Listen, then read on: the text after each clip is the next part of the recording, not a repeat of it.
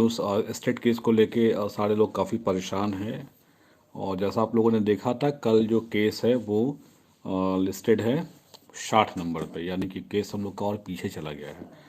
जबकि last day हम लोग का 56 पे था और आज हम लोग का केस 45 पे था आज। तो केस डिले होते जा रहा है। और ये जैसे आपने देखा, फर्स्ट डे ना ज़्यादा केस की सुनवाई नहीं हुई थी। बेंच में मुश्किल से 8 या 10 केस की ही सुनवाई हुई थी शायद। नहीं, 10 से ज़्यादा हुआ था, 10-12 केस की सुनवाई हुई थी। और हम लोग का जो केस है वो 56 पे था। तो पहला दिन तो खैर उम्मीद लगा था कि कम है, चूँकि इस कारण से। और वैसे इंस्ट्रक्शन जो हाई कोर्ट की वेबसाइट पे है, आप भी जाके देख सकते हैं, वहाँ पर स्पष्ट लिखा हुआ है कि 70 केस टैकल करना है सिविल का और 100 केस टैकल करना है क्रिमिनल मैटर का। और लेकिन 70 नहीं हो पाया, तो हम लोगों ने सोचा कि चलो 56 पे है तो 70 नहीं तो कम से कम 56 केस तो आई थिंक कि टैकल हो जाएगा। बट वो हो नहीं पाया। और सेकेंड डे यानी आज की बात करें तो आज हम लोग का केस 45-46 पे था और आज भी टैकल नहीं हो पाया। आज चूँकि 20-22 तक केस की ही सुनवाई हो पाई थी, 22 या 24 के आसपास में सुनवाई हो पाई थी आज। तो आज भी टैकल नहीं हो पाया। कल हम लोग एक्सपेक्ट किए थे, जैसे आज 20-22 केस हो गया, कल हम लोग का 47 पे था, सॉरी आज 47 पे था। तो मान लीजिए 25-26 केस कम होना चाहिए था हम लोग का। और लेकिन 25-26 केस कम होने के बदले 25-26 केस बढ़ गया। तो रीज़न क्या है, आप जाके कॉल लिस्ट में चेक करिए। 36 क्रिमिनल केसेस को भी बेंच में डाल दिया गया। ऐसे ये बेंच अलॉट था कि केवल सिविल मैटर को सुनेंगे, बट तुरंत पता नहीं क्या चेंजेज हुआ है। हाई कोर्ट के अकॉर्डिंग उन लोग अपना करते हैं, अपना जो भी होगा। तो क्रिमिनल केसेस जो होते हैं, 35 क्रिमिनल केसेस को उन्होंने डाल दिया है और हमारा केस चला गया है 60 नंबर पे। तो हमको लगता नहीं है कि कल सुनवाई हो पाएगी, बिकॉज 60 केसेस एक दिन में टैकल होना मुश्किल लगता है। ऐसे हो भी सकता है, स्पीड अगर पकड़े तो बेंच। बहुत सारे बेंच में आप देखिए ना, आज आज ही के बेंच में देखे थे हम, लगभग एक बेंच में मैं देखा था 100+ केसेस टैकल हुआ था। तो आप भी देख सकते हैं, घर बैठे ही देख सकते हैं आप लोग, परेशान होना नहीं है। पटना हाई कोर्ट की वेबसाइट पे जब जाइएगा, वहाँ पे एक ऑनलाइन डिस्प्ले बोर्ड आता है। तो online display board left side में शो करता है, लेफ्ट साइड में देखिएगा ऑनलाइन डिस्प्ले बोर्ड, वहाँ जाके क्लिक करिएगा। और हम लोग का जो बेंच है, जस्टिस आशुतोष कुमार जी का बेंच है, उसमें कोर्ट नंबर 17, तो 17 नंबर कोर्ट में आप देखिएगा, वहाँ पे आपको दिखाते रहेगा कि कौन सा केस का सीरियल नंबर अभी चल रहा है। तो आप घर बैठे भी देख सकते हैं। बहुत लोग फ़ोन करते हैं, मैसेज करते हैं कि सर कितना नंबर चल रहा है। कुछ कुछ फ़ोन करने जब आप खुद देख सकते हैं, पटना हाई कोर्ट की वेबसाइट पे जाके आप खुद देख सकते हैं कि कहाँ तक पहुँचा है, कहाँ तक नहीं पहुँचा है। ठीक है, तो यही अपडेट है। अब देखिए, उम्मीद करिए कि जल्दी सुनवाई हो जाए। लेकिन अब समझ रहे हैं क्रिमिनल केसेस को ला दिया गया 35, अब क्यों ला दिए, अब कोर्ट का है, अब वो अपने अकॉर्डिंग करते हैं। अब उसमें हम लोग तो कुछ कर नहीं सकते हैं। बट 1-2 दिन देखते हैं और क्या होता है, फिर उसके बाद कुछ आगे हम लोग सोचते हैं उसके बारे में। और चूँकि हम लोग थे कि 56 पे है, तो मान लीजिए कि 10-20 भी केस अगर टैकल हो रहा है डेली 20-20 करके, तो कम से कम 3-4 दिन में तो उम्मीद था कि आ जाएगा। बट कल हम लोग का पूरा उम्मीद था, लेकिन आज जो 60 कर दिया है, थोड़ा सा निराशा हुई है कि 60 क्यों कर दिया। ये 36 केस ऊपर से देखिए, आप जाके लिस्ट में चेक करिएगा ना, 35-36 केस ऊपर से ला के डाल दिए हैं क्रिमिनल केसेस का। जबकि स्टार्टिंग केवल सिविल रिट देखिएगा, सिविल रिट में हम लोग का 24 के आसपास में आ रहा है, तो वो ठीक है, उतना नंबर सही है। लेकिन क्रिमिनल के कारण वो लग रहा है कि डिस्टर्ब हो गया, 60 पे चला गया।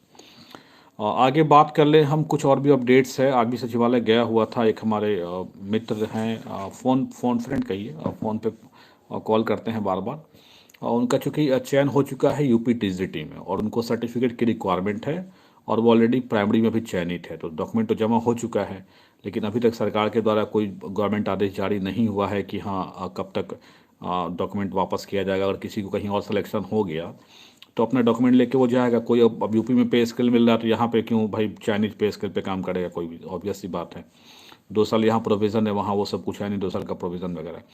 तो इसलिए वो चाहते थे कि डॉक्यूमेंट हमें मिल जाए। तो बात हुआ था इसी मुद्दे पे। तो बताया गया कि कोई स्पेसिफिक ऑर्डर तो जारी नहीं हुआ था। हाँ, पेपर में संजय सर ने बयान दिया था ज़रूर ही।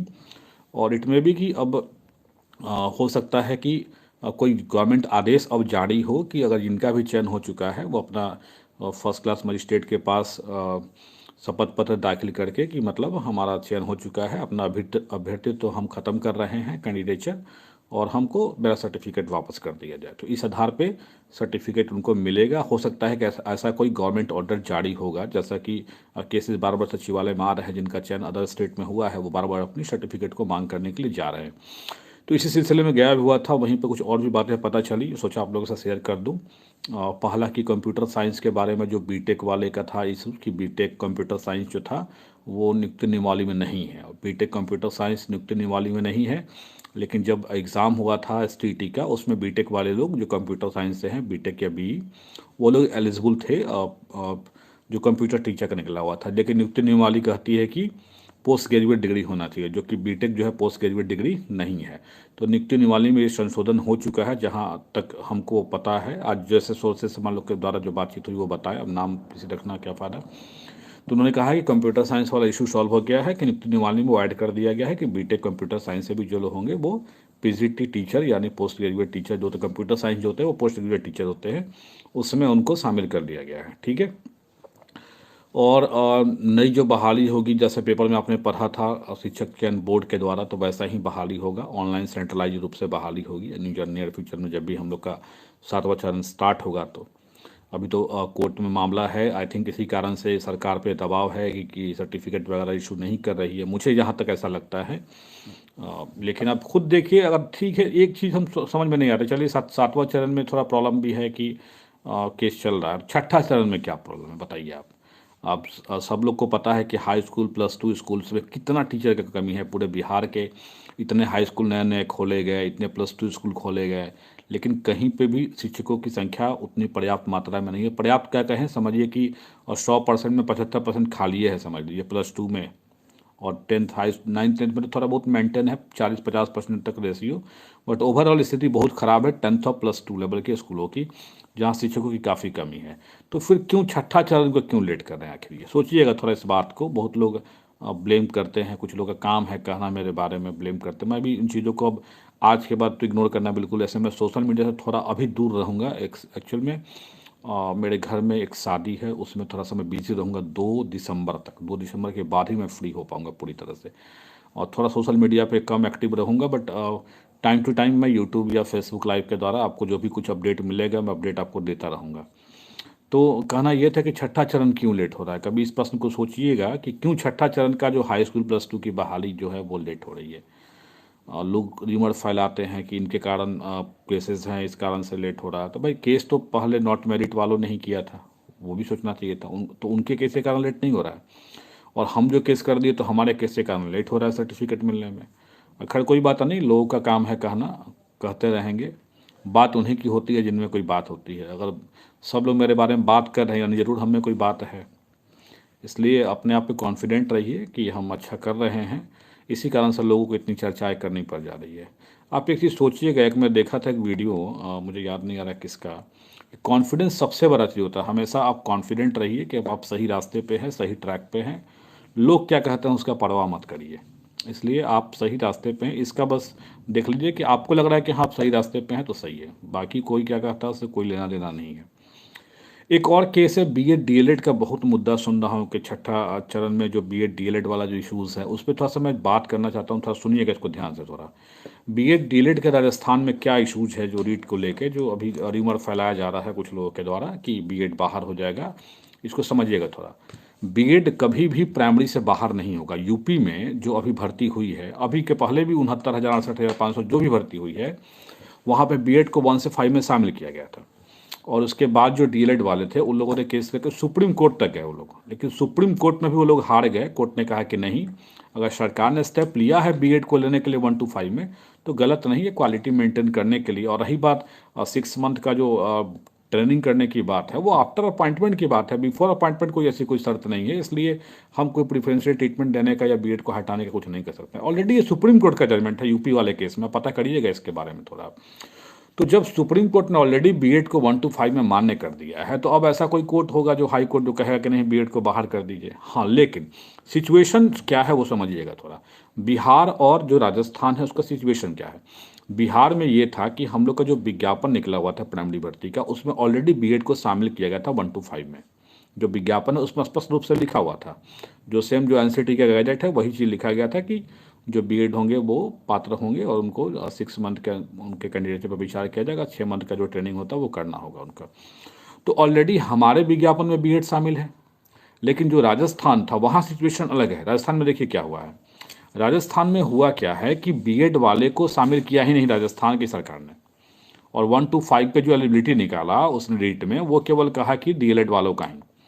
अब बीएड वाले कोर्ट गए, उन्होंने कहा कि एनसीटी का जो रूल्स है वो बाध्यकारी है, सबको ये फॉलो करना चाहिए, और इसी कारण से वहाँ पे कोर्ट ने कहा कि हम इंटरिम आदेश आपको दे दे हैं, इंटरिम ऑर्डर दे दिया कोर्ट ने कि आप जो है पार्टिसिपेट करिए एग्ज़ाम में, बट जो फाइनल आउटकम होगा इस केस का वो आपके ऊपर लागू होगा। ये मत समझिए कि आप एग्ज़ाम में पार्टिसिपेट कर गए तो आपका मतलब होगा ही। तो उसके बाद उन लोग बीएड वाले शामिल हो गए। फिर डीएलएड वाले जो थे वो एनसीटी के गैजेट को चैलेंज कर दिए कि एनसीटी का जो गैजेट है जो बीएड को शामिल करने का 1 से 5 में, वो उसी को चैलेंज कर दिया, उसी पे बहस चल भी रही है। तो सवाल उठता है कि एक तरफ सुप्रीम कोर्ट की मुहर लग चुकी है कि 1 to 5 में बीएड रहेगा, यूपी में भर्ती भी हो चुकी है। अगर ऐसा होता है तो क्या यूपी की भर्ती कैंसिल हो जाएगी? यूपी में जो लोग ज्वाइन कर चुके हैं वो लोग सब वापस आ जाएंगे? उसके पहले भी 2018 में भी यूपी में ज्वाइन किए हैं, क्या सब लोग वापस हो जाएंगे? इम्पॉसिबल। इसलिए बेवकूफ़ समझने के बेवकूफ़ लोग बना रहे हैं, बट बेवकूफ़ बनने की ज़रूरत नहीं है। यूपी में 2-2 भर्तियाँ हो गई जिसमें बीएड शामिल था, एक नहीं 2-2 भर्ती हो चुकी है। 1 to 5 में बीएड शामिल था, तो बीएड तो कहीं बाहर हो ही नहीं सकता है। रही बात अपने यहाँ की, तो हमारे यहाँ तो बीएड पहले से विज्ञापन में ही शामिल था, वहाँ नहीं शामिल किया, उन लोगों ने कोर्ट से कटा कर शामिल कराया अपने आप को। लेकिन वहाँ की सरकार का कहना है कि नहीं, हमारे विज्ञापन में नहीं है और हम इनको लेना नहीं चाह रहे। तो ये मतलब वहाँ की गवर्नमेंट का अपना है कि हम नहीं लेना चाह रहे हैं। अब नहीं लेना चाह रहे हैं तो अपना अपना प्ली दे रहा है कि हाँ भाई इतना हमारे पास ऑलरेडी है तो हम क्यों इन लोग को लेंगे। अपना उनका जो प्ली है वो अपना प्ली वहाँ पे दे रहे हैं। लेकिन हम लोग को जो देखना है कि हमारे यहाँ तो ऑलरेडी सरकार ने हमको शामिल किया है। अब क्या लग रहा है आपको कि सरकार मतलब शामिल किया तो सरकार अब हम लोग को ये करेगी, यहाँ तीसरा लोग का काउंसलिंग हो गया। अगर ऐसा रहता तो यूपी में भी ना 69,000 चयन हुआ है अभी, उन लोग में कितना बीएड वाला है, तो सब बीएड हट जाएगा फिर तब तो प्राइमरी से। तो ऐसा कुछ भी नहीं हो रहा। हाँ, वहाँ पे थोड़ा सा बवाल हुआ। उसके बाद उन लोगों ने डीएलएड वाले जो थे राजस्थान में, उन लोग जो एनसीटी गैजेट को चैलेंज किया, साथ ही साथ डीएलएड वालों ने एकदम आंदोलन भी किया कि नहीं, एनसीटी गैजेट में एकदम सरकार को मतलब डीएलएड का पक्ष रखना है। तो जब सरकार ऑलरेडी बीएड को शामिल ही नहीं की थी वहाँ पे, और हमारे यहाँ बीएड ऑलरेडी शामिल है, तो वहाँ से हमारे यहाँ कंपेरिजन क्यों किया जाए? तो कुछ लोग का जो काम है आपको भरमाना, वो उस भ्रम में मत रहिए। आप भी पढ़े लिखे हैं, आप भी थोड़ा सा गूगल पे सर्च मारिए नेट पे, क्या राजस्थान का बीएड का मामला है, क्या यूपी में बीएड शामिल हुआ था कि नहीं 1 to 5 में। देखिए अभी यूपी में 69,000 भर्ती हुई है, उसके पहले 69,500 भर्ती हुई है। देखिए आप उसमें बीएड शामिल है कि नहीं हुआ। आप प्रबुद्ध खुद आप लोग मेरिटोरियस स्टूडेंट्स हैं, खुद आप मेरिट में हैं, सेलेक्टेड हैं, प्राइमरी में हैं, कुछ लोग स्टेट में मेरिट में हैं, मिडिल में भी मेरिट में हैं। तो जो भी हैं जहाँ भी हैं अपना देख लीजिए, आप उसको आप खुद गूगल सर्च करके पूरा डिटेल्स चेक कर लीजिए। जब ऐसा रहता है तो यूपी वाला सारा वैकेंसी कैंसिल हो जाएगा, फिर ऐसा होगा तो, जो कि इम्पॉसिबल है। इसलिए लोग गुमराह कर रहे हैं बीएड डीएलएड के नाम पे, इसलिए गुमराह नहीं होना है, बेफिक्र रहिए। बीएड को कोई ऐसा नहीं हुआ है कि बीएड को बाहर कर देगा। और ये मैं नहीं कह रहा हूँ, खुद आप गूगल पे सर्च करके यूपी वाला केस के बारे में और यहाँ वाला केस के बारे में पढ़ लीजिए। पॉलिटिकल साइंस तो पढ़ते ही हैं आप लोग, तो केस उसको थोड़ा बहुत आपको पॉलिटिकल साइंस में पढ़ना ही पढ़ना है। इसलिए इन चीज़ों से डरने की जरूरत नहीं कि बीएड बाहर हो जा रहा है, डीएलएड आ जा रहा है, कुछ भी ऐसा नहीं होने जा रहा है। यहाँ पे केस अलग था। हमारे यहाँ जो प्राथमिकता का लेटर जारी हुआ था वो मिड ऑफ द एडवर्टीजमेंट के बाद क्या हुआ, बाद में जब सिलेक्शन प्रोसेस चल रहा है तो mid of the selection process जारी कर दिए थे इन लोगों ने। तब वहाँ कोर्ट ने कहा कि नहीं, आप अगर कोर्ट का जजमेंट पढ़िएगा, जो केस था डीएलएड प्राथमिकता वाला केस में, वहाँ भी कोर्ट कहा है कि बीएड मतलब डीएलएड मतलब है डिग्री, प्राइमरी के लिए स्पेशली फिक है और आपको 6 मंथ का ट्रेनिंग करना है। लेकिन अगर आपको प्राथमिकता देना ही था तो प्राथमिकता विज्ञापन में देते हैं, विज्ञापन के बीच में प्राथमिकता दे रहे हैं, ये गलत है आपका। यहाँ पे ये इशूज है हमारे बिहार में। तो बिहार में कभी भी ऐसा हो ही नहीं सकता है कि मतलब बीएड को कोई बाहर कर देगा, इम्पॉसिबल है बाहर होना। इसलिए इसको ध्यान देने की जरूरत नहीं है। थोड़ा सा पेशेंस रखिए, केस पर हम लोग नज़र बनाए हुए हैं और आप खुद देख रहे हैं न्यायालय की प्रक्रिया, जो आप भी देख रहे हैं कि केसेस मेरिट की तरफ से भी है, नॉट मेरिट की तरफ से भी है। सब लोग चाह रहे हैं कि केस की मेंशनिंग हो, जल्दी सुनवाई हो। लेकिन अब तो केस अब 60 नंबर, अब 45 नंबर पर आके जब पीछे हो जाए तो उसमें हम लोग क्या कर सकते हैं। उसमें फिर सब देखते हैं 1-2 दिन में, कल परसों में देखते हैं कहीं। कल तो खैर उम्मीद हमें को नहीं लगता कि 60 केस पकड़ में आएगा। ऐसे क्रिमिनल बेल में ज़्यादा टाइम लगता है, बेल वाला केस तो जल्दी जल्दी हो जाता है, बट देखते हैं क्या होता है इसमें। जो भी होगा आपको अपडेट करेंगे टाइम टू टाइम। पेशेंस थोड़ा सा रखिएगा, थोड़ा सा बिजी हूँ शादी को लेके, घर में कुछ शादी है, मतलब एक दो रिलेशन में, इसी कारण से थोड़ा सा बिजी हूँ। फिर भी मैं टाइम टू टाइम लाइव आके आपको अपडेट करता रहूँगा। धन्यवाद साथियों, गुड नाइट साथियों।